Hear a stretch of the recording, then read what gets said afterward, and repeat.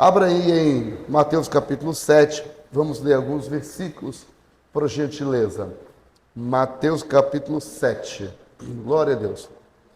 Nós, na sexta-feira, dedicamos para estudar mesmo a palavra do Senhor.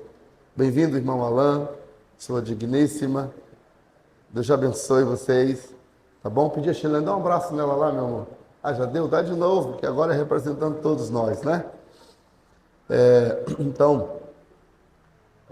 Irmão Nilo, Deus te abençoe. Lê Mateus 7, versículo 1.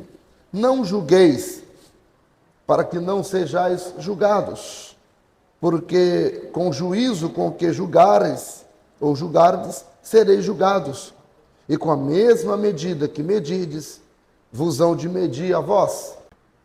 Nós estamos estudando todo o livro de Mateus, capítulo por capítulo, versículo, obrigado querido, versículo por versículo.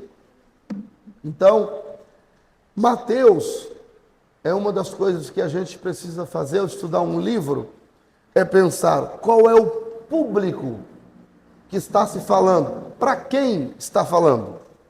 E Mateus, ele foi escrito para alcançar, irmão João, irmã Maria das Graças, um público assim, judaico.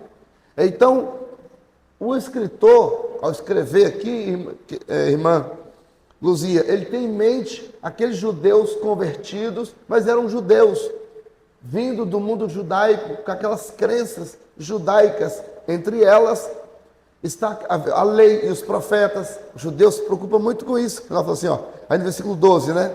Porque esta é a lei e os profetas. O judeu entende isso que estava falando, né? Então, qual era o outro contexto que estava o judeu? O judeu tinha muito perto deles, quem? Os fariseus.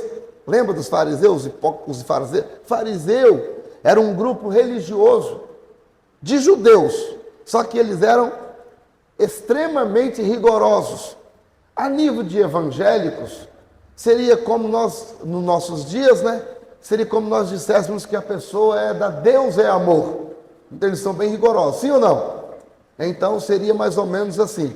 Naquela época eram os fariseus, eles eram crentes, eles obedeciam a lei de Israel, Deus de Israel, cria no Deus de Abraão, Isaac e Jacó. Ele no sábado, eles guardavam o sábado, eles, sabe? Mas eles eram exigentes em extremo, né? Exigentes em extremo. Então, tinha esse contexto aí, tem esse contexto, o livro, o Evangelho de Mateus. O texto específico do capítulo 7, esse texto aqui, ele tem as chaves para um viver cristão saudável no nosso dia a dia. Se você olhar bem para o texto, você percebe que o texto está falando de coisas bem práticas. Então é por isso que o tema da nossa reflexão bíblica nesta noite é chaves do viver cristão saudável. Pastor, isso é tão relevante? Sim, porque são muitas pessoas que, lamentavelmente, irmão Hércules, não descobriram essa chave. Qual chave? De um viver cristão saudável. E a pessoa, ao invés, Rebeca, de viver saudável, elas vivem trazendo escândalo para a igreja. Alguém fala, fulano é crente. Você está de brincadeira. Crente, fulano. É comum a gente, no ministério pastoral, receber muitas reclamações de pessoas da igreja. Pastor fulano da sua igreja? Por quê? Rapaz, ó, assim, começa a falar da pessoa, no ambiente do trabalho. E quando as pessoas reclamam, vizinhos, etc. Então, percebemos que o viver daquela pessoa não é saudável. Mesmo internamente, tem crente fofoqueiro, tem crente que não dizima, tem crente que vem quando quer na igreja, não é aquela pessoa que você sabe que tem aquela firmeza em servir ao Senhor. Então tem muitas questões que acabam comprometendo a saúde espiritual da pessoa. É comum algumas pessoas falar assim, pastor, tem nada a ver com a minha vida. Pessoas são orientadas, aconselhadas, e elas simplesmente se rebelam, ou seja, elas são desobedientes. E a desobediência é um pecado tão grave que a Bíblia diz que é como pecado de feitiçaria. Então, veja, tudo isso vai adoecendo a pessoa e ela tem um viver cristão. Pessoas que mentem, pessoas que não participam da ceia, pessoas que não... Tem pessoas que nunca jejuaram, não oram, não leem a Bíblia. Tem pessoas que xingam palavrão. Pessoas dentro da igreja, até obreiros, que xingam palavrão. Não está mais conosco, mas houve uma época, lá na nossa sede, que tinha um presbítero lá, e ele tomava conta do som. E aqui, os jovens tinham aquele irmão, assim, em chacota. Jovens, aquele irmão na boca do jovem era uma chacota. Por quê? Eles não tinham nenhum respeito a ele. Por quê? Porque ele xingava muito. Para os jovens, aquele senhor não era crente. Ele falava muito palavrão. Veio no meio da igreja. Então, isso mostra que a pessoa não tem um viver cristão saudável. E nós estamos aqui para viver saudável espiritualmente. Então, esse texto mostra as chaves. Essas chaves que viram. Essas chaves que clicam e nos dá saúde espiritual. Então, dando uma olhadinha aqui no texto, no capítulo 7, o texto, ele é um diagnóstico de quê? De julgamentos hipócritas, de orações negligentes, de credibilidade, ou seja, crenças em falsos profetas. Quer ver? Quer ver? Dá só uma olhadinha, só para você ter uma ideia. Versículo 15. Está com a Bíblia aberta aí? Olha lá, capítulo 7, versículo 15. Acautelai-vos, porém, do quê? Falsos profetas, está vendo? Falsos profetas, religiosidade falsa. Religiosidade falsa? Olha o 21. Nem todo que me diz Senhor, Senhor, entrará no reino do céu. Ó, significa que tem gente dentro da igreja orando, Senhor, aleluia, mas depois não vai para o céu. Por quê? Né? Não tem uma vida espiritual saudável. Então esse texto, ele mostra isso, né? E qual é o remédio? Então, são estas chaves que nós veremos nesse texto. Muito bem. Desde a época de Jesus, a sociedade vive em dois extremos. Um extremo de julgar com dureza hipócrita. O que é julgar com dureza hipócrita? O camarada que é fofoqueiro, aí começa a falar, tá vendo, Sheilane? Que é uma fofoqueira, mas ele mesmo, a pessoa olha assim para ele mesmo, tá? Então, dentro da época de Jesus, e sempre que tem humanos, tem esse tipo de julgamento. Quem julga, mas não tem moral para julgar. Por outro lado, tem também aqueles que dizem que não pode se julgar nada, como se tudo fosse permitido. A vida do fulano ele que sabe. Não é? Então, seria assim mesmo? Então Jesus, ele corrige esses dois extremos nesse texto. E Jesus mostra o padrão. Ele mostra as chaves para o cristão viver quando essas coisas estão em questão. Ok? E a pergunta que não quer calar é: quais então são essas chaves aí de um viver cristão saudável em meio a tanta necessidade? Primeiro, Jesus condena a hipocrisia, o julgamento hipócrita. Jesus condena o julgamento hipócrita. Olha aí o versículo 1. Não julgueis, para que não sejais julgados. Depois dos julgados, tem aí um ponto e vírgula ou uma vírgula? Hein? Vírgulas. Tem alguma Bíblia que tem ponto? Não julgueis para que não sejais julgados. Tem alguma Bíblia? Tem a sua, Ju? Para que não sejais julgados. Depois dos julgados, é um ponto? Vírgula. Então, aqui, meus irmãos, trata-se de uma vírgula. Jesus, eu nunca vi um dos textos tão mal interpretado como esse. Esse texto é um texto muito mal interpretado. Jesus, ele não está dizendo que não se pode julgar. Ele não está falando que não se pode julgar. Quando ele diz assim, não julgueis para que não sejais julgados, aí vírgula, ele vai explicar por que ele está dizendo isso. Ele está dizendo, um hipócrita não pode julgar, porque ele não tem vida para julgar. Jesus está falando por quê? Ele está no Sermão do Monte. Ele está falando para uma multidão. A multidão é composta de quê? De quem? De pessoas judias. E aí, cercados por quem? Por pessoas farisaicas, uma grande parte. Então, vamos ver aqui por que Jesus não está proibindo o julgamento. E sim, ele está orientando a forma que se deve julgar. Não julgueis, ele fala, para que não sejais julgados. Aí ele continua. Dá uma olhadinha, versículo 5 agora. Hipócrita, tira primeiro... Não, desculpa. Olha o versículo 3. Porque reparas tu o argueiro que está no olho do teu irmão? Está vendo? O que ele está falando? Que a pessoa que está reparando está em qual contexto? Do julgamento. Você percebe que Jesus está falando da hipocrisia?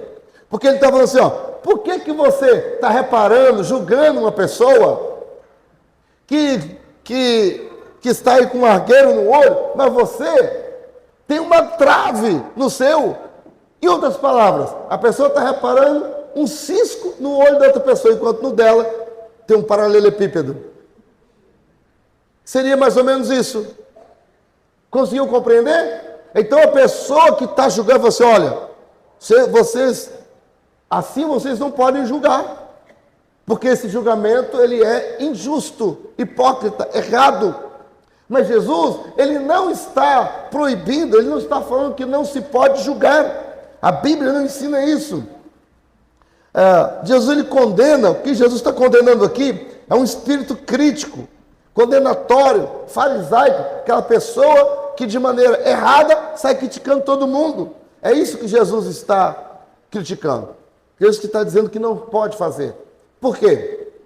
O próprio texto aqui, ele estabelece as regras para se fazer o julgamento. Quais são elas? Primeiro que ele fala, tira, porque reparas, o versículo 4. Não, o 5, versículo 5. Tira primeiro a trave do teu olho, então cuidarás em tirar.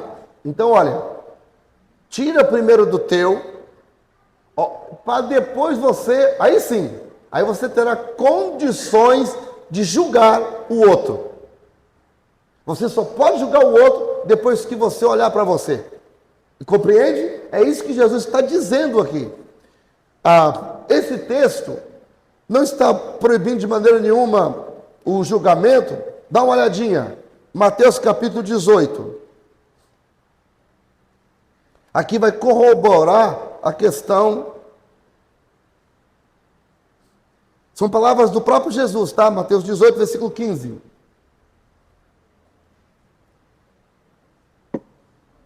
Ora, se o teu irmão pecar contra ti, vai, repreende entre ti e ele só.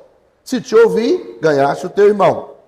Mas se não te ouvir, leva ainda contigo um ou dois, para que pela boca de 2 ou 3 testemunhas, toda a palavra seja confirmada. Agora, quando tem testemunha, para que eu preciso de testemunha?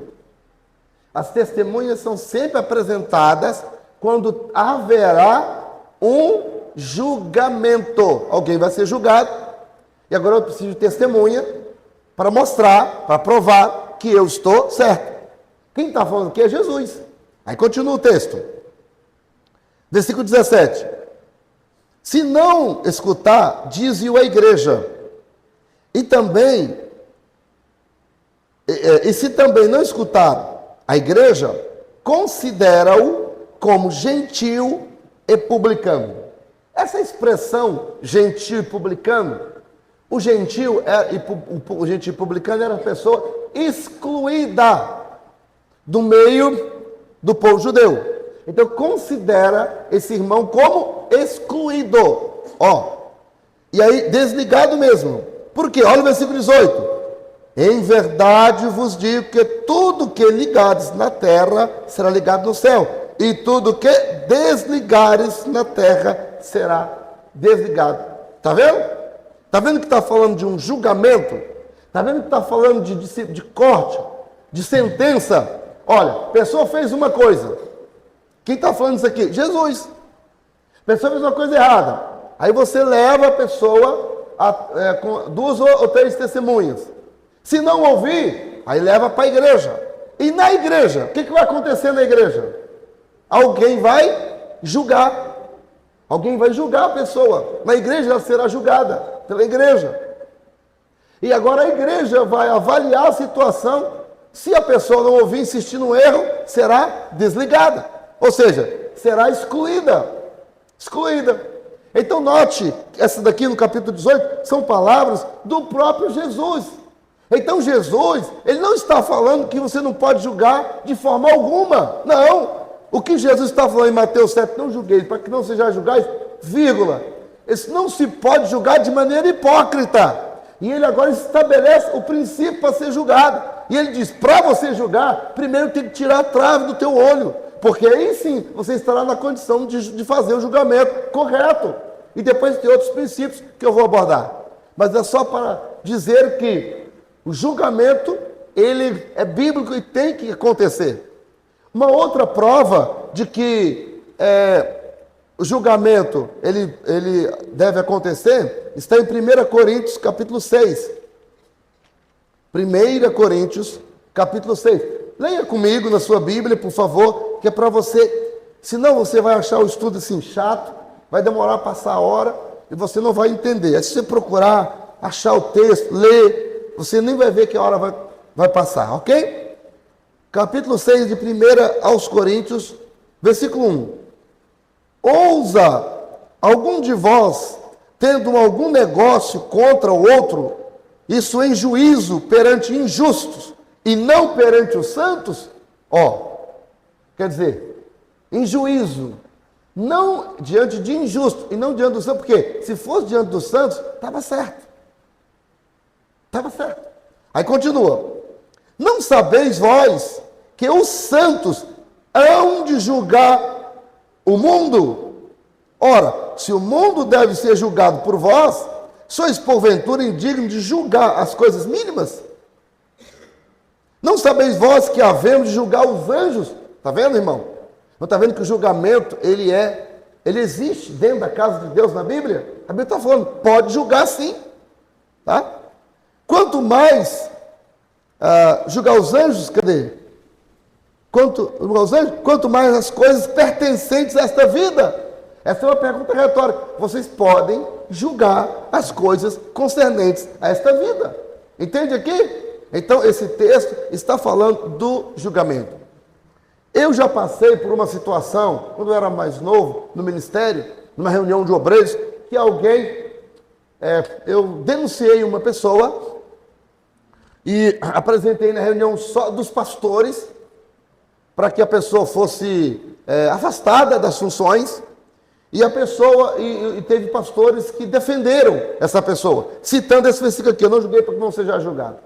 Sinceramente, eu não tinha o conhecimento bíblico que eu tenho hoje, porque, sinceramente, se tivesse, a pessoa ia ter que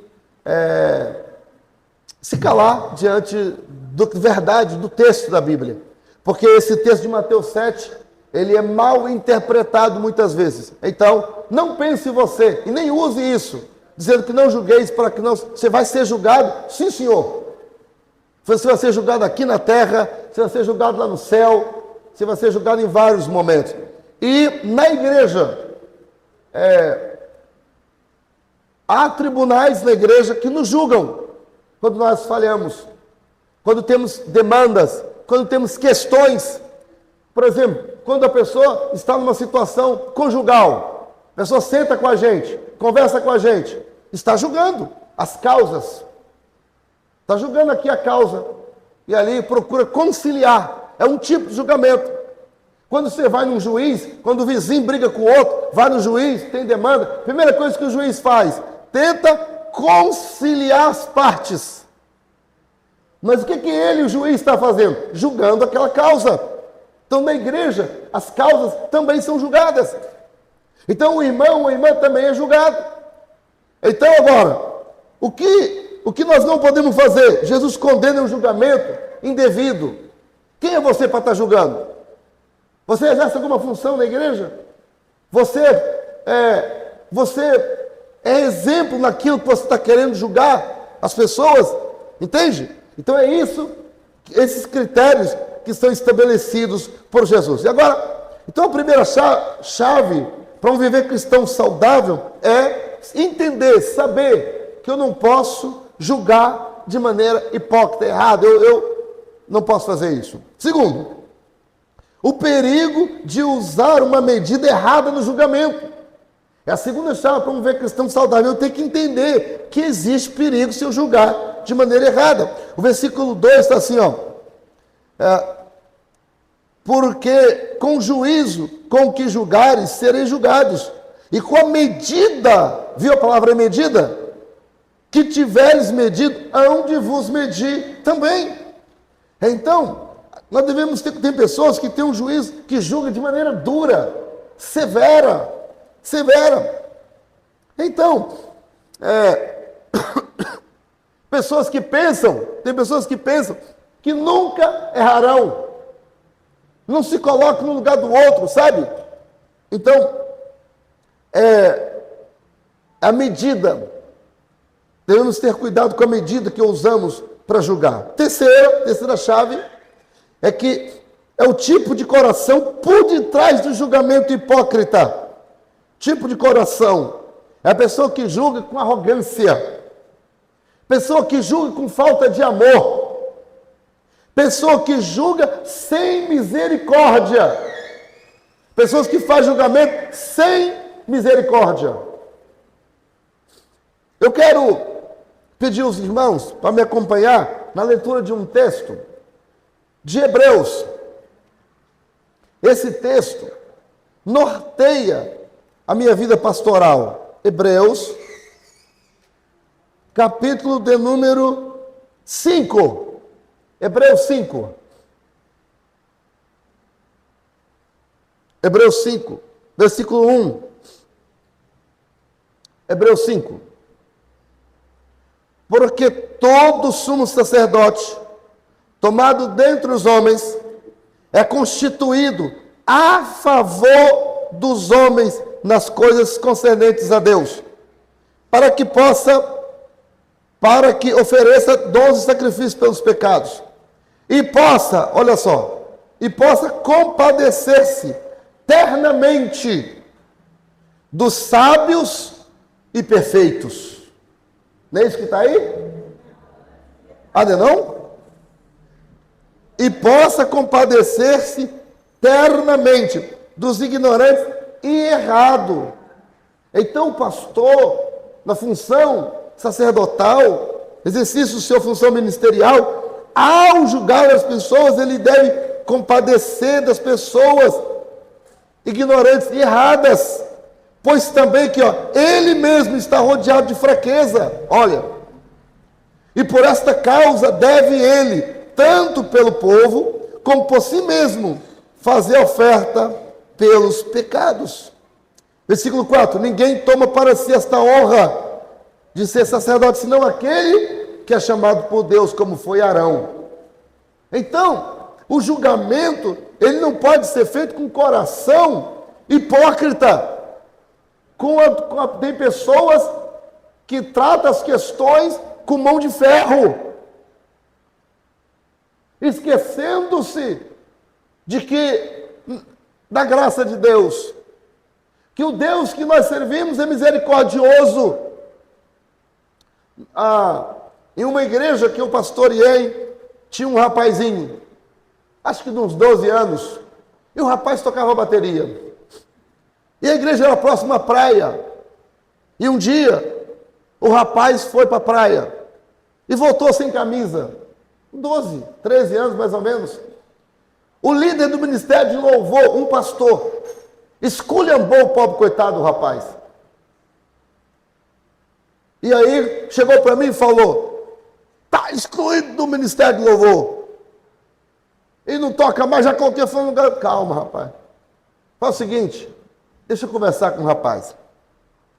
Lembro-me como se fosse hoje a nossa conversa. Chamei o rapaz, coloquei a mãozinha no ombro dele e falei: tudo bem? E aí, como é que tá aí? E a bateria? Tá gostando? Sim. Aqui, deixa eu fazer um pedido. Você já é um rapazinho. Quando você for para a praia, evita assim de sem camisa, porque você já agora você já é um rapazinho, já toca. As pessoas quando olharem para você assim pode, né, ficar mal assim impressionado. Tem como você me ajudar? Não ficar andando por aí sem camisa mais e tal? Aí ele: claro, pastor. Nunca mais o rapaz andou sem camisa na rua. E eu estou sabendo que hoje o rapaz está tocando muito. É um excelente baterista. Servo do Senhor, está firme na igreja, se batizou. Agora imagine se eu for julgar o rapazinho com mão de ferro. Quem nunca foi jovem? Quem nunca foi jovem? Não é? Então, meus irmãos, o coração de quem julga deve ser um coração misericordioso, amoroso, um coração não arrogante. São chaves da essência do viver cristão. Em quarto lugar, quarta chave, repetindo aqui, primeira chave, Jesus condena julgamento hipócrita. Segunda chave é que é um perigo de usar uma medida, carregar demais, a medida pesada demais. Terceira chave é o coração, avaliar o coração. Quarta chave, praticar o autoexame antes de julgar. Praticar o autoexame antes de julgar. Olha o versículo 3. Por que reparas tu no argueiro que está no olho do teu irmão? Não vês a trave que está no teu olho? Você não vê, rapaz? Olha primeiro para você. Olha para dentro da sua vida. Olha para a sua família. Olha para a sua esposa. Olha para os seus filhos. Olha para a sua conduta. Um dia desse, alguém pregando aqui, exortando os irmãos, porque a gente subia um monte, porque a gente orava assim, e eu só estou olhando para o pé da pessoa. Mas por que não vem orar agora? Mas por que não faz isso agora? A pior coisa é pregar aquilo que não vive. Sabe o que é isso? Falta de praticar o autoexame. Imagina, a pessoa vem uma vez a cada 2 meses e aí quer cobrar os outros. Que não vem à igreja, que não recebe isso. Rapaz, você quer, tudo bem, prega outra coisa. Olha para dentro de você. Ao autoexame, não é? A cegueira, toda pessoa que é crítica demais é cega para ela. Em segundo lugar, a pessoa quando é cega para ela não consegue enxergar o argueiro no olho do irmão, ou no olho dela, não consegue enxergar aquilo que está a trave no olho dela e ver lá o cisquinho no olho do outro. Essa pessoa tem, geralmente esse tipo de gente se justifica com o erro dos outros. Por exemplo, eu não sou dizimista. Ele fala: rapaz, eu não dou dízimo, mas tem gente lá que é pior do que eu. Tem gente lá que, rapaz, tem gente lá que nem nascer vai. Tem gente lá que, eu pelo menos canto no conjunto das irmãs. Aí fulano, quem é que falou que um erro justifica o outro? Se o irmão está errado, o problema é dele, agora eu vou andar certo. Se o pastor está errado, o problema é dele, eu vou andar certo. Os irmãos estão me entendendo? Alguém faz assim, em relação ao dízimo, né? Alguém fala assim: mas eu não concordo que o pastor usa aquele dinheiro para pintar a parede da igreja. Meu irmão, entrega. Deus vai... Os irmãos veem aqui que nós consagramos o dízimo no altar. Sim ou não? A partir do momento que você entregou no altar, agora, meu irmão, a irmã Valentina sabe. E eu dou louvo a Deus pela irmã Valentina, pelo nosso diácono Fábio, porque são irmãos extremamente zelosos pela finança da igreja. Tem departamento que fica bravo com a gente. Esse departamento fica bravo. Ai, que o pastor, mas irmão, isso é o dinheiro sagrado, tem que ter cuidado no uso desses valores, porque Deus vai cobrar, sim ou não? Se entregou no altar, a partir de agora, irmão, é comigo, eu vou ter que dar conta. Se eu uso mal, ai de mim se usar mal. Os irmãos entendem? Então, se entregou, lava as mãos. Se alguém vai usar errado, é ele com Deus. E eu digo, prestar conta com Deus é mais difícil do que prestar conta com o homem. Porque Deus vê tudo.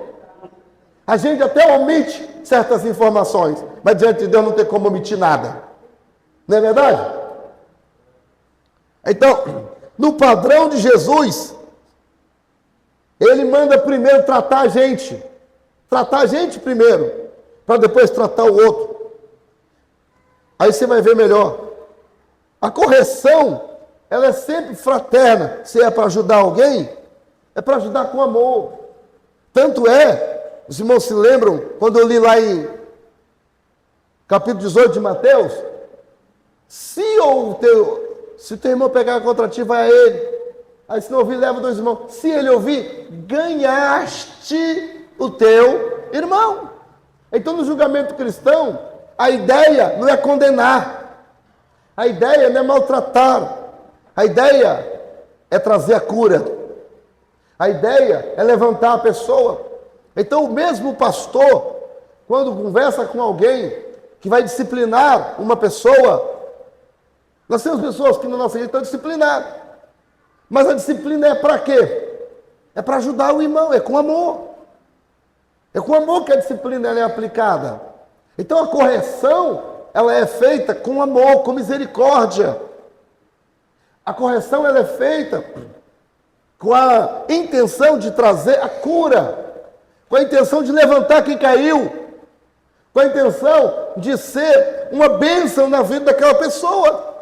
Eu já vi, eu não consigo entender isso, presbítero Francisco, eu já vi pastores achando ruim. Uma vez eu fui chamado a atenção,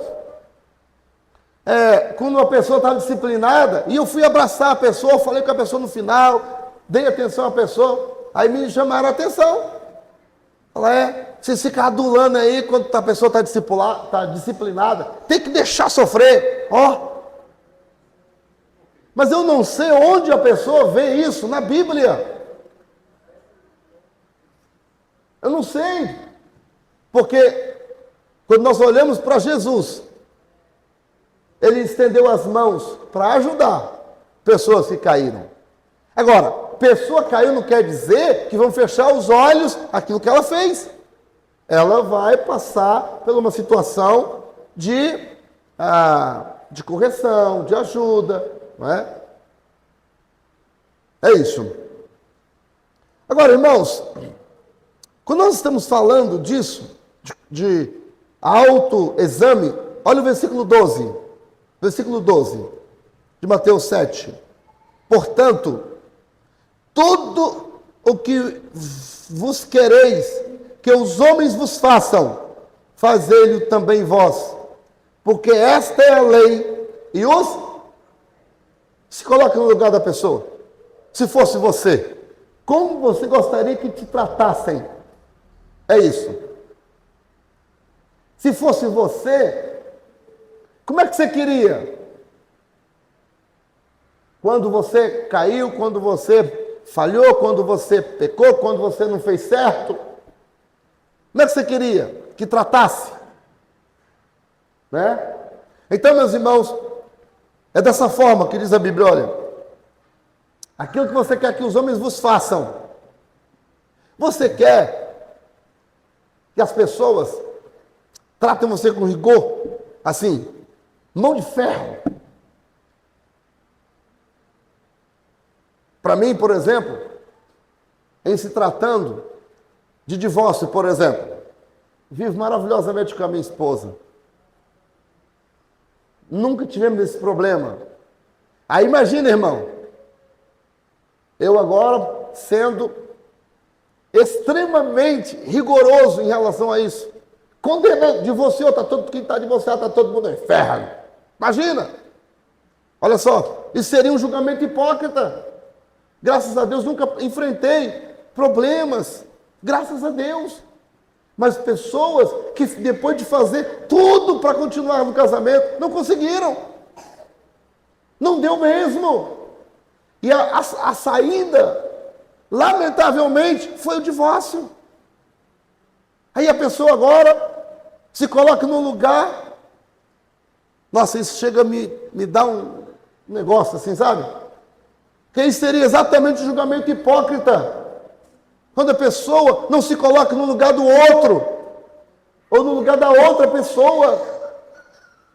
Eu não sou divorcista não, tá, irmãos? Mas eu estou dizendo que cada caso é um caso. Tem que avaliar com calma, com amor, como que Jesus ensinou. Colocando-se no lugar da pessoa. Vivenciando o que a pessoa talvez vivenciou. Se colocando no lugar dela. Ajudando-a. Porque é juntos, é de mão dadas que nós vamos para o céu. Não é colocando-se no lugar de melhor do que os outros. Não é condenando os outros quando a gente não sabe. O dia que a pimenta vai arder nos nossos olhos. A nossa convenção, na convenção da Cadeeso, tínhamos um presidente que ele fez muitos pastores, presidente da igreja, entregar a igreja quando o pastor era vítima do adultério. O pastor foi a vítima, a mulher do pastor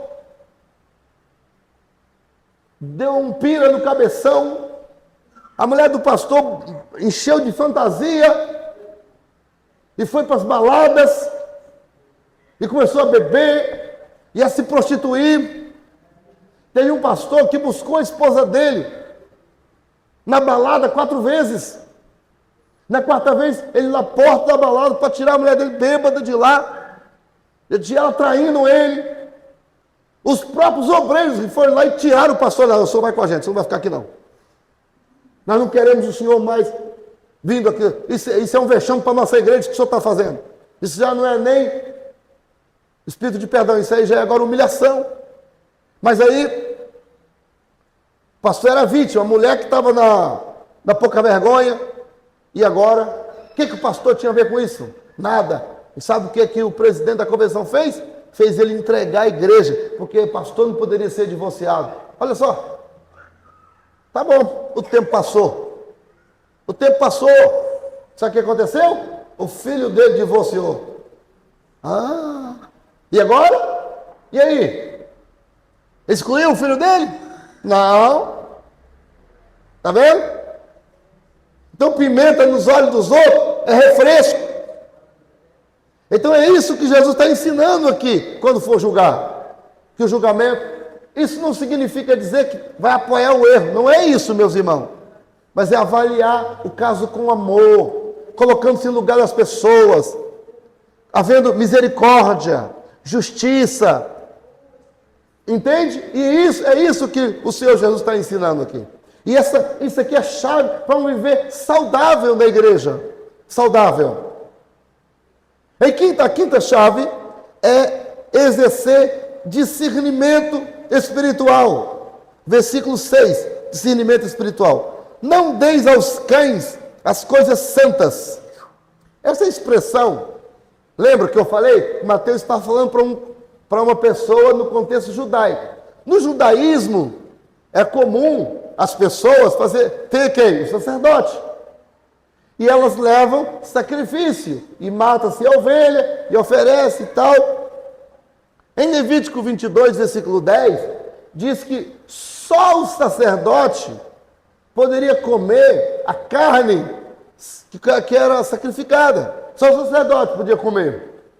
Quando Jesus fala, não deis aos cães as coisas santas, está se referindo a essa carne. Se jogar uma carne dessa para o cachorro comer, ele vai comer a carne. Mas essa carne não é nem para um homem que não é sacerdote comer, quanto mais o cão. Entende? Aí depois fala assim, não deiteis aos porcos as vossas pérolas. Sabe o que é isso? Refere-se ao desperdício quando eu julgo de maneira hipócrita. não tem sentido. Quando eu faço julgamento de forma hipócrita, sem amor, sem misericórdia, quem está olhando anula o meu julgamento, anula a minha ação. Seria como se eu estivesse lançando pérolas aos porcos. Seria como se eu estivesse profanando a justiça. Compreendeu? Jesus cita isso para poder fechar essa parte do julgamento. Pegou aí? Amém? Então, mas para que eu não jogue as coisas santas para os cães e nem pérolas aos porcos, eu tenho que ser uma pessoa o quê? Que tenha que ter equilíbrio. Eu tenho que ter discernimento. Eu tenho que ter um bom senso. Eu tenho que saber fazer as coisas. Não é de qualquer maneira, tem que ter sabedoria da parte de Deus. Sim ou não, irmãos?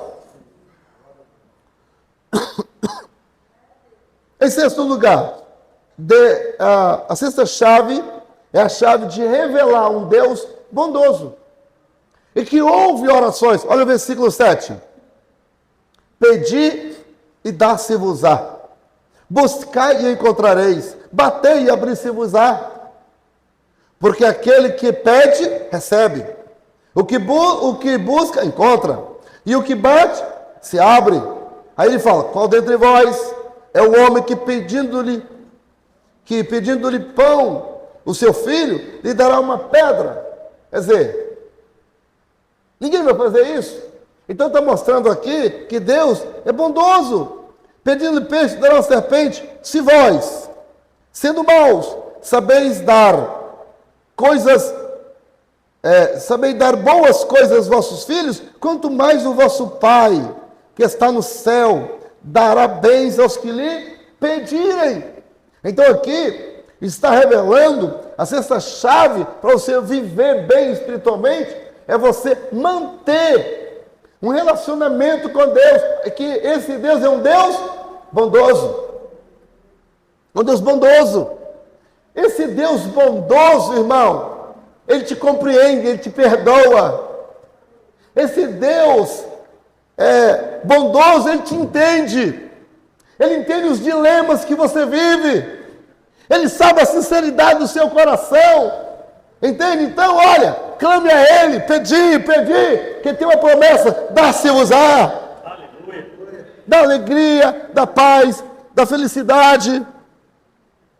Esse Deus, Ele dá coisas maravilhosas para nossas vidas. Entende? Então, a sexta chave para o viver cristão saudável é você entender que esse Deus é um Deus bondoso. E quando nós entendemos que podemos pedir, que Ele é bom para nos dar, o que acontece? Que nós podemos bater, que Ele abre, que nós podemos buscar, porque encontrar-nos-emos com Ele. Ah, irmão, quando eu sei isso, eu tenho alegria de estar diante dEle. Eu aumento o tempo de oração na presença dEle. Aleluia! Está entendendo? Então, obrigado, queridão. Isso é uma bênção. Então é uma chave para um bom viver. Porque, irmão, não existe homem bom. Não existe homem bom, não. Mas é a lição de domingo agora. Quando o Espírito Santo domina os nossos pensamentos. Quando o Espírito Santo domina. Obrigado, querido. Quando o Espírito Santo domina aquilo que nos motiva, nos impulsiona, sabe, até muda a nossa maneira de agir, muda a nossa maneira de pensar, muda a nossa maneira de julgar. Por quê? Porque o que me domina é o Espírito Santo de Deus. Aleluia! É Deus. Então veja a importância. Deus está na presença de Deus para um viver saudável. Porque se eu busco, se eu peço, se eu bato, se eu estou com Deus, tudo vai ser diferente. Porque eu, estou assim com Ele. Ele me influencia. Tem um ditado popular, Helene, que fala assim: me diz com quem andas e direis quem tu és. É um ditado popular. Todavia, ele é verdadeiro.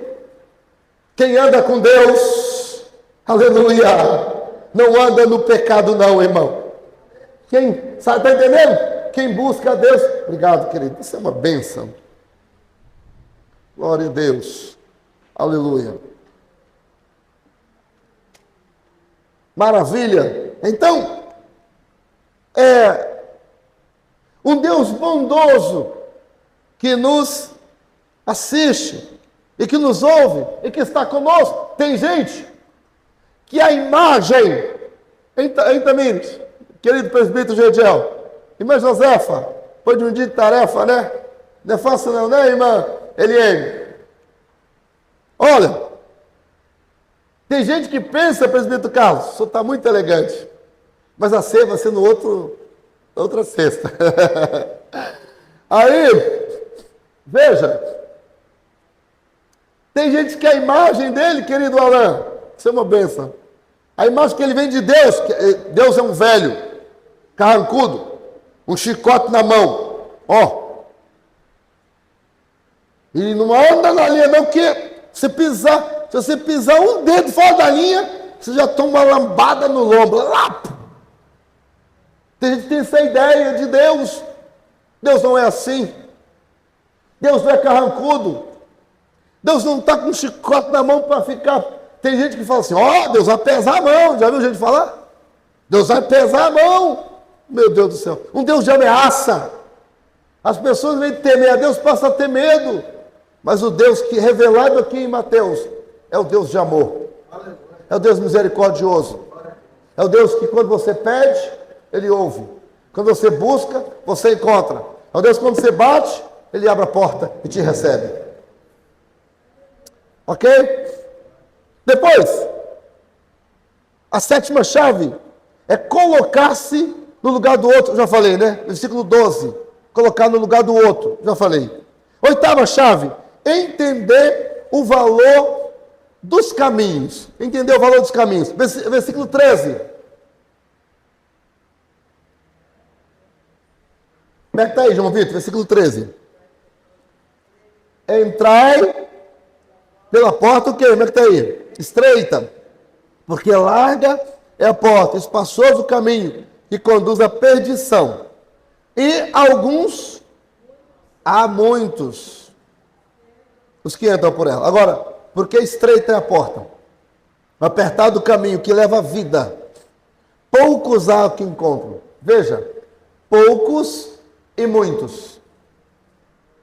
Eu gostaria, irmã Josefa, era um querer meu, que tivesse aqui o contrário escrito. Sinceramente, eu queria assim, me acompanhei. Eu queria que tivesse escrito assim, entrar pela porta estreita, porque larga é a porta espaçosa, o caminho que conduz à perdição. E poucos são os que entram por ela. Eu queria que tivesse escrito assim. Mas não está, irmão. Está ao contrário. Poucos são os que entram pela porta apertada. E tem gente querendo viver um cristianismo light. Irmão, cristianismo light é a porta larga.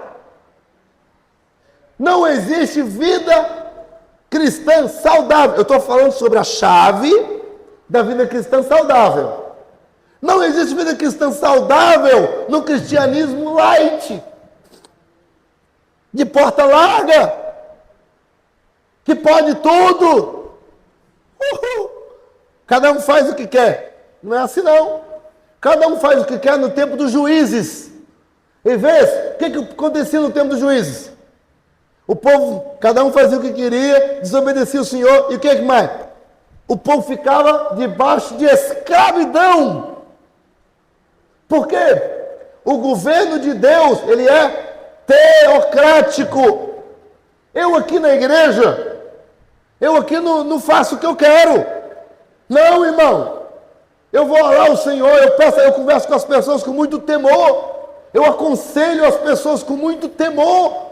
E eu sinto que Deus me trouxe para este lugar.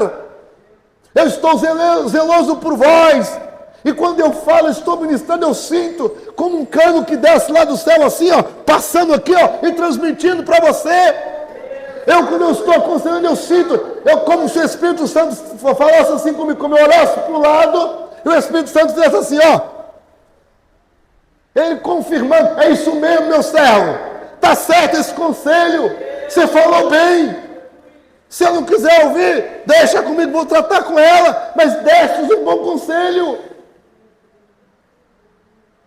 Eu estou zeloso de vós da parte de Deus, porque eu não sou dono dos irmãos. Pelo contrário, eu sou um servo. O dono aqui se chama Jesus Cristo, a quem eu vou prestar conta de vocês. Vou prestar conta. E às vezes, eu sei que eu sou meio chatinho, que eu li, que eu cobro, cadê você? Você não apareceu. Mas por quê? Porque eu vou ter que prestar conta. E na minha mente, assim, o dia que Jesus perguntar, meu servo, e a Marina? Assim, eu expliquei a ela, né? Meu servo, e o Nil? Assim, eu falei a ele, né? Eu dei a orientação. E o João Vitor? Senhor, expliquei tudo para ele. Falei tudo que tinha que falar. Até briguei com ele. Foi até duro demais em alguns momentos. Mas o senhor sabe que foi pelo zelo. Entendeu? Então, meus irmãos amados, por quê, pastor? Porque tem dois caminhos, tem duas portas. Tem dois caminhos e tem duas portas. Para você viver saudável, não entra pela porta da facilidade, a porta larga. Não entra. Você entrar, e o pior, irmão, que diz a Bíblia aqui, que são muitos que entram. Servir ao Senhor. Alguns irmãos, estou vendo aqui, ó, olhando daqui, da tribuna, eu estou vendo, estão cansados. Olhos, semblantes de uma semana, irmã Sabrina, de muito cansaço, irmão Jean. É com muito temor que eu venho aqui, eu oro, jejuo, peço a Deus, busco uma mensagem na sexta-feira. Quando eu olho essa igreja assim, repleta de pessoas, no meio da semana, né, na sexta-feira, irmão Fábio, pesa no meus ombros uma responsabilidade. Mas eu fico feliz, sabendo, aqui tem um povo que se preocupa em entrar pela porta estreita. Aqui tem um povo que não quer a porta da facilidade, não. Largou casa, largou vasilha para lá, largou roupa para lavar, largou tudo e veio alimentar da palavra de Deus. Você não veio aqui para ouvir aquilo que você quer.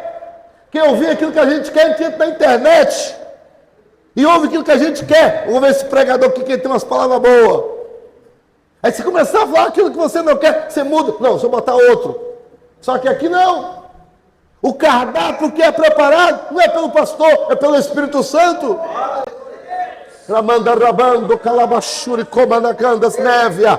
É Deus que prepara o cardápio. E para ter saúde espiritual, não podemos, irmãos, escolher o paladar. Devemos, quem faz regime aí sabe. Tem coisa que o paladar não é tão gostoso não. Mas faz bem a saúde, ó. Eu não gostava de jiló, irmão Cláudio. Rapaz, eu descobri que o trem do jiló me amarga, hein? Santo Deus. Mas eu descobri que o jiló, coisas amargas, faz bem para a pele. E é bom para o vitiligo. Ah, irmão, é uma delícia o jiló. Ah, que gostoso. Aquele amarguinho, delícia. Por quê? A gente tem que mentalizar. Sabe o que é isso? Entrar pela porta estreita. Não é só aquilo que é saboroso ao paladar, não. Tem que ser aquilo que nos dá saúde espiritual. Você está pegando? Aquilo que dá saúde espiritual para a gente. É um viver saudável.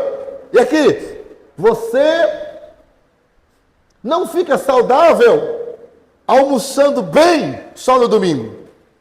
Ó, só o domingo, aqui, o domingo. Aquele frango assado, aquela carne, aquela tarará. Imagina, aí na segunda, na terça, quarta, quinta, sexta, você, afoga a carne no açúcar, na gordura e tal, seu colesterol vai lá para cima, nas frituras. Você está acabando com a sua saúde. Sabe o que eu estou querendo dizer? É que é nos cultos da semana que a gente vê a saúde espiritual dos crentes. Sabia disso? Que domingo, irmão, domingo é festa, domingo é folga. Agora, na semana, na escola dominical, no culto de doutrina, as tarraxas apertam. É ali, é o termômetro da nossa vida espiritual. Claro que algumas pessoas passam por algumas fases que o pastor acompanhando, sabe, aconselha, né? Entende. Ok, mas tem que ser só uma fase, a fase tem que passar. A nona chave, que eu já estou indo para o término, vamos terminar mais cedo hoje. A nona chave é ter cuidado com a falsa vida cristã. Versículo 15. Falsa vida cristã. Irmãos. Olha lá, ó. Nem todo que me diz Senhor, Senhor, entrará no reino dos céus, mas aquele que faz a vontade do meu Pai que está no céu. Muitos. 7:22.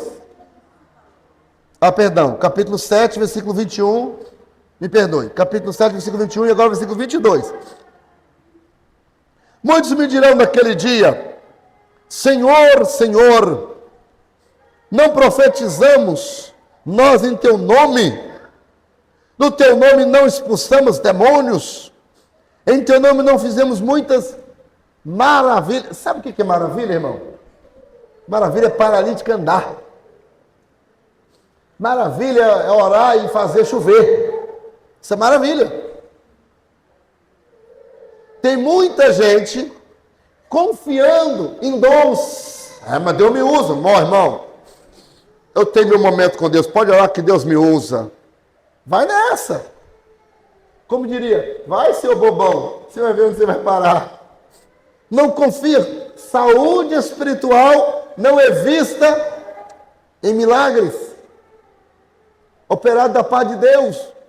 Aqui, Jesus falando, muitos me dirão.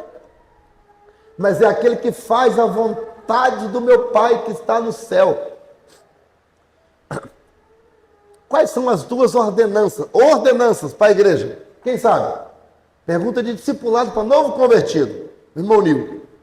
Né? Mas respondendo ao irmão Nil. Outros irmãos, quais são as duas ordenanças para a igreja? As duas ordenanças. Isso é um mandamento. Agora, ordenanças. A ceia e o batismo nas águas. As duas ordenanças. Por que são ordenanças? Na igreja católica, isso é chamado de sacramentos. São as duas ordenanças. Jesus falou, a ceia, fazei isto. Fazei. Ele ordenou, em memória de mim. E o batismo? Batizando-os em nome do Pai e do Filho. São as duas ordenanças para a igreja. As duas ordenanças. É o batismo e a ceia. Aí há pessoas que não, posso servir a Deus em casa mesmo. Há pessoas que aí as pessoas servem lá, mas quem é que vai batizar essas pessoas? Aqui eu estava olhando aqui Mateus capítulo 18, quando fala sobre o julgamento, capítulo 18 de Mateus. Dá uma olhadinha e fazer um favor. Vamos lá, Mateus 18.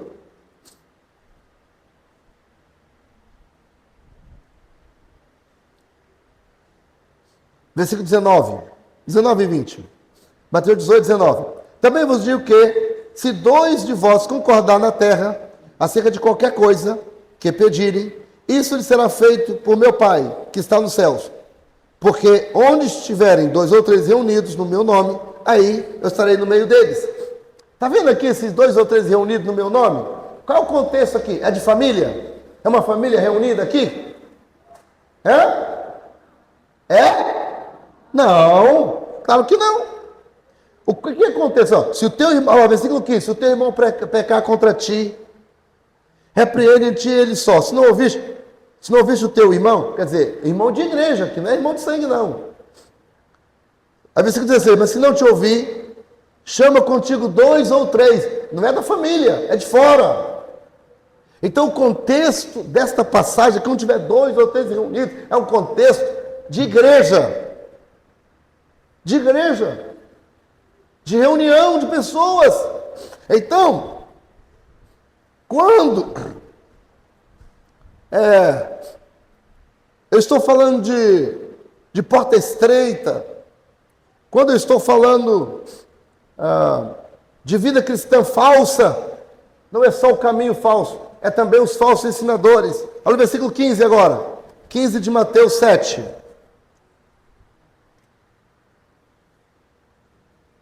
De Mateus 7.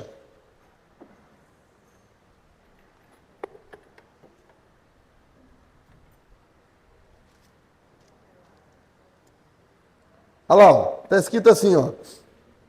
Acautelai-vos, quer dizer, tenham cuidado, cautela. De quem? Dos falsos profetas. Que vem até vós, vestido como ovelha. Está vendo? O camarada parece crente, parece pastor, tem até pinta de pastor. Usa até gravata. Tem até curso de teologia. Tem uma credencial da convenção. Mas interiormente são lobos devoradores. Pelos seus frutos conhecereis. Porventura, colhem uvas de espinheiros ou figo dos abrolhos? Assim toda árvore boa produz bom fruto. Toda árvore má produz frutos maus. Não pode a árvore boa dar maus frutos. Irmão, não sei se você já conversou com uma pessoa desigrejada. Essa semana, acho que foi ontem, irmão. Encontrei um primo meu que há mais de 20 anos que não via. Está afastado da igreja. E você sabe o que ele teve a cara de pau de me dizer? Que se tem alguma coisa que ele se arrepende na vida dele, é ter um dia frequentado a igreja. Olha só. Diz ele que nunca viveu tempos tão felizes como agora, fora da igreja. É mole? Falou isso? Eu comecei a conversar com ele, e eu percebi que se trata de uma pessoa. Primeiro, ele frustrou no casamento, dentro da igreja. O pastor, que era o pastor dele, foi pegado roubando a igreja. Então, a experiência dele, lamentavelmente, na igreja, foram frustrantes. E ele, jovem, acabou frustrando. Né? Agora, lembra que eu falei para os irmãos? Um erro não justifica o outro. Não é? E eu peguei bem assim, um dia você vai ficar velho, um dia você vai morrer. E eu perguntei, para onde você vai? Aí ele falou, não quero pensar nisso. Não estou preocupado com isso agora. Aí eu falei assim, eu não quero te ofender. Já tem quase 30 anos que eu não te vejo, estou vendo agora. Não quero que você pense mal de mim. Mas escuta. Deixa eu te falar uma coisa. Você está sendo responsável? Você está tendo responsabilidade com a sua alma? Porque do jeito que você está... Deus, será que Deus foi idiota? Eu falei com ele. Mandando seu único filho morrer na cruz, sendo que você não precisa dele? Você não precisa de Jesus? Jesus morreu na cruz para me salvar e salvar você também. E Jesus falou assim, eu sou o caminho, a verdade e a vida. Ninguém vem ao Pai, ninguém, a não ser por Ele. Se você não quer, se você diz que a pior coisa, você está rejeitando Jesus, rapaz. Se você continuar assim, eu preciso te dizer, não quero te ofender, mas você vai para o inferno, rapaz. E eu, como seu primo, não quero que você vá para o inferno. Repense. Você não está a pensar bem. Quando você diz, a vida está boa para mim, socialmente você está falando. Socialmente. Ele ainda é jovem. Ainda não tem problema de colesterol. Ainda não tem glicose alta. Né? Ele ainda não teve AVC. Ele ainda não teve nada disso. Ele ainda não morreu. Porque o dia que bater as botas, que o coração parar, para onde vai a alma desse indivíduo? Eu falei, para onde vai a sua alma, meu filho? Pensa nisso, porque a nossa vida é muito curta. A nossa vida é muito curta aqui na terra. E nós precisamos estar prontos para estar com o Senhor, porque o Senhor Jesus morreu para nos salvar. E aí tem falsos. Aí aqui, esses falsos mestres, você sabe que tem gente que auto se ensina. Quando eu falo a pessoa, essa pessoa é uma falsa mestre para ela mesma. Entendeu? Tem gente que não ouve ninguém, ouve a si mesmo. Ou seja, quem é o falso profeta para ela? Ela mesma. Quem é o falso profeta para ele? Ele mesmo. com ensinamento distorcido, fora, né? E a Bíblia aqui diz, ó, pelo fruto se conhece. Pessoas amargas, que não perdoam, sabe? Pessoas infiéis, não dizimam, não participam dos cultos, não visita ninguém, não ajuda. Aí você começa a conversar com a pessoa, na vizinhança, e a pessoa começa a dar mau fruto. Às vezes, a gente não quer falar na cara da pessoa, a gente não quer pegar e descascar o abacaxi e colocar na mesa, colocar as cartas na mesa. Se você está pensando o quê? Você está pensando que você é tão certinho assim? Você está sendo infiel, rapaz. Você está desobedecendo a palavra de Deus. Lá no seminário, eu estou dando uma matéria agora, lá no seminário, e uma das definições de pecado é desobedecer a palavra de Deus. O desobediente é com pecado de feitiçaria. Feiticeiro não vai para o céu, não. Feiticeiro não vai para o céu, não, irmão. Então tem gente que... Não, a Bíblia diz assim, ó. A Bíblia diz, ó. Hebreus 13 e 17. Obedecei a vossos pastores, porque velam da vossa alma, como hão de dar conta, para que façam, não gemendo, porque isso não seria útil. Se a pessoa não tem nem pastor, como é que vai obedecer essa palavra? Se a pessoa não escuta o pastor, está desobedecendo a palavra, qual é o nome disso? Pecado. Qual é o fruto dessa pessoa? Rebeldia. Pode o quê, ó? Pode fazer paralítico andar. Qual é o fruto? Rebeldia. Pode dizer, Senhor, Senhor, não adianta. Os irmãos estão compreendendo? Eu não estou acusando ninguém não, tá, irmãos? Graças a Deus, não tem ninguém assim não, aqui na igreja não. Eu estou falando isso para nos vacinar a mim também, para a gente não auto-sabotar. Essa auto-sabotagem está acontecendo muito, irmã Eliane. Está acontecendo muito. Rapaz, o meu primo, rapaz, ele auto-se-sabotando. Gente que eu nunca pensava que ia ficar em casa, agora fala, não preciso, para servir a Jesus, não preciso estar todo dia na igreja não. Ó, quem eu nunca imaginava, sabe o que é isso? Auto-sabotagem.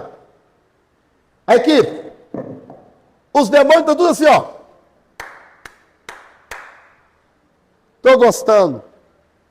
Tudo que o diabo quer é isso, sabia? O diabo está aplaudindo esse tipo de gente. O diabo não vai me aplaudir, não. Há poder no sangue de Jesus para me cobrir e cobrir você também. Amém? Você tem coragem de falar amém, não? Você quer que o diabo te aplaude? Amém? E a gente fica com medo. O diabo não vai me aplaudir, não. E não vai aplaudir você também, não. Porque quem nos guarda é o Senhor. Estamos debaixo do sangue de Jesus. Estamos debaixo do sangue. Por que eu falo sangue de Jesus? Por que eu estou evocando agora aqui o sangue de Jesus? Porque é o sangue de Jesus que nos purifica de todo pecado. E nós não somos perfeitos. Nós viemos essa noite aqui, é para melhorar. Aleluia! É para sair daqui melhor. E eu tenho certeza que quando a palavra nos confronta, pastor Márcio, nós clamamos, Senhor, me perdoa. Aí o sangue de Jesus nos lava. E aí, irmão, inimigo não aplaude, não. Não aplaude, porque você está sendo lavado pelo sangue do Senhor Jesus. Cuidado com os falsos profetas. Por último, ter cuidado, ou melhor, por último, a 10ª chave, o valor da prática da palavra. Versículo 24. Rapaz, pensei que ia acabar logo, ó. Versículo 24. Todo aquele, veja aqui que não está apontando para ninguém. Todo aquele, está todo mundo no mesmo barco. Veja comigo. Todo aquele que escuta estas minhas palavras, estas quais? Essas que eu acabei de falar agora aqui, ó. Assemelhado ao homem prudente, que edificou a sua casa sobre a rocha. Desceu a chuva, correram rios, assopraram ventos e bateram aquela casa. Ela não caiu, porque estava edificada sobre a rocha. Aquele que ouve essas minhas palavras e não as cumpre, Compará-lo-ei ao homem sensato, que edificou a sua casa na areia, e desceu a chuva, e correram rios, e assoparam ventos, e combateram aquela casa, e caiu. E foi, como é que está aí? Grande a sua queda. Vamos analisar aqui umas coisinhas para a gente entender.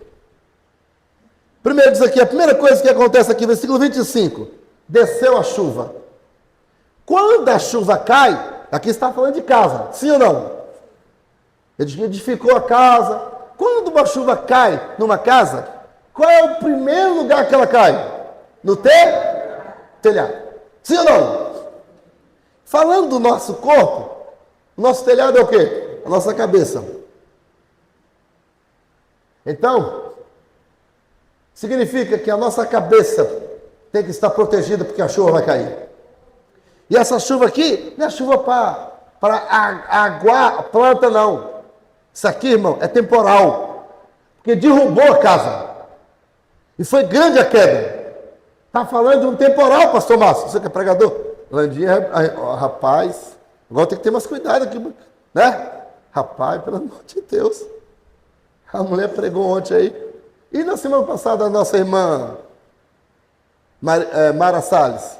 Rapaz, ela trouxe. E olha que ela falou, não vou nem olhar muito isso aqui não. Imagina se fosse olhar. Quase que eu trouxe a caneta para copiar tudo. Deus abençoe, irmã Mara. Palavra maravilhosa. Agora veja. A chuva quando cai, primeiro, Alan, é na nossa cabeça.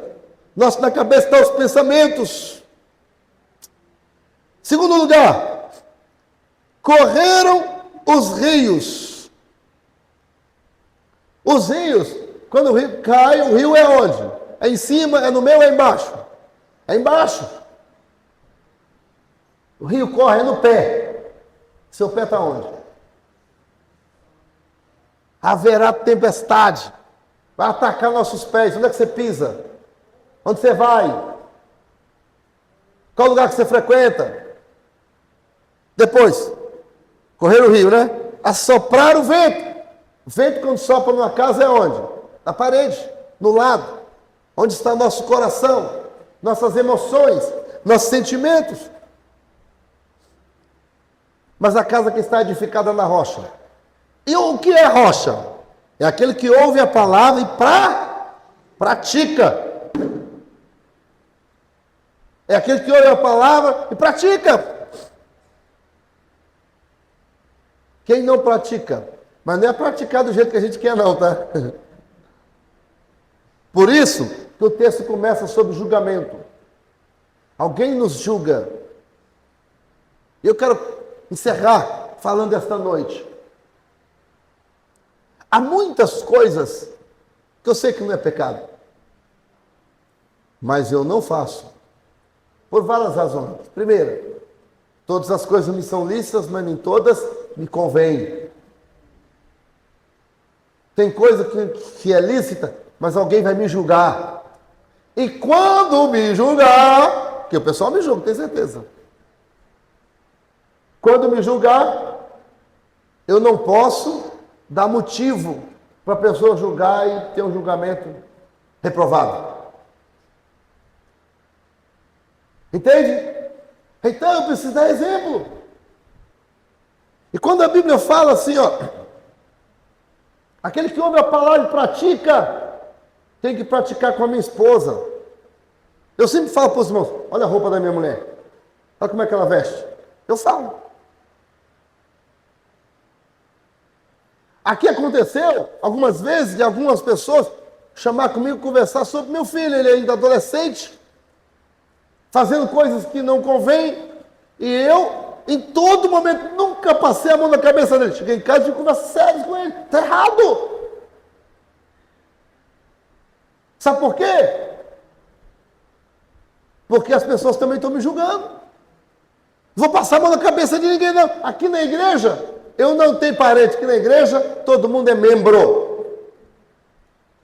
Lá em casa eu sou pai, sou marido. Agora aqui na igreja eu sou o pastor, que é ovelha. Por isso, a palavra de Deus me me pressiona a palavra. Para quê? Para que eu entre pela porta estreita. Para que eu pratique a palavra. E que adianta eu dizer para os irmãos ser santos quando eu não sou? Dizer para vocês orarem quando eu não oro. Que a Bíblia manda a gente orar. Dizer para vocês dizimarem quando eu não sou dizimista. Teve um obreiro aqui da nossa igreja, que ele era de outra igreja. Ele falou assim: pastor, eu nunca vi o pastor fulano, da outra igreja que eu era, dar dízimo. Eu nunca vi ele falando. Os outros obreiros, tudo dão dízimo. Ele não dá. Imagina, o pastor da igreja não é dizimista. Oxi! Agora veja, irmãos, quando a Bíblia fala aquele que ouve a palavra e pratica. Então, imagina um pastor mentiroso.